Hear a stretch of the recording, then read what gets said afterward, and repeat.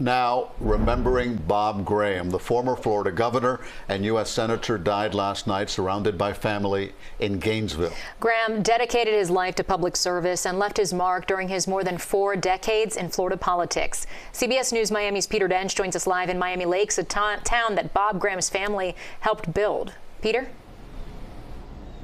Well, Lauren and Elliot, Bob Graham will be forever linked to Miami Lakes. His family founded this town, and a school is named in his honor. He started in the state legislature and then went on to become governor and a U.S. senator later.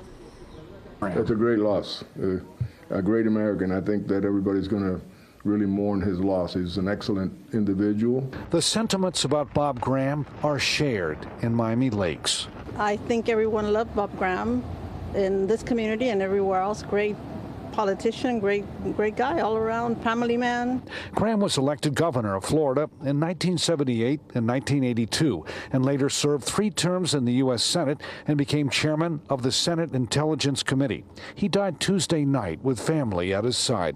We mourn the passing of Bob Graham. He was a great Floridian. He served this state with honor and integrity, and really made a great contribution. Governor Ron DeSantis said flags would fly at half-staff to honor the 87-year-old Graham.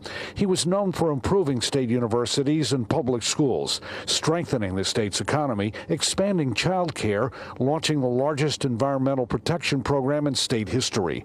A public policy center is named after him at his alma mater, the University of Florida.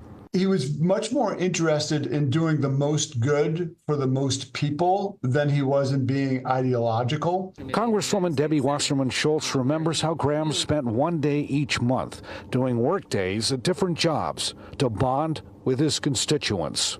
He was just such a people's representative. The work days he did throughout his career were remarkable, at least 400 different work days, which brought him up close and personal to understand, how people did their work, what they experienced during their work day, and allowed him to interact with who he loved best, which was the people he represented.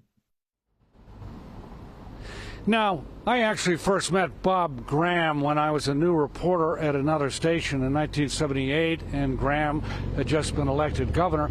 I was struck by the fact that he remembered my name. He called me Peter, and he asked me how I was doing. Graham had a habit of memorizing reporters' names. I remember the governor as being kind and inclusive. Coming up at 7 o'clock, we will hear from former Miami Beach Mayor Dan Gelber, who talks about Graham as his mentor. We are live in Miami Lakes. Peter Dench, CBS News Miami. Peter, just to take a moment here, he remembered not only reporters, he remembered people. He cared so much. And, the work days was a gimmick that he would use in order to run for re-election. But once he did those jobs, he really paid attention. He talked to ordinary people, ordinary working people, and that's who he felt that he was there to represent. He truly connected with them, and I've been hearing stories like that all throughout the day. So truly quite a legacy he leaves behind, not just in Miami Lakes, but all over the state of Florida. Peter, thank you so much for that live update from Miami Lakes. And we have new video here from the Graham family showing the hearse carrying his casket as it left Gainesville, where Bob Graham lived, for his final ride to Tallahassee. According to a Graham family member, there will be 2 opportunities to pay respects to the late governor and senator. On Friday, April 26th, his body will lie in state at the Old Capitol in Tallahassee.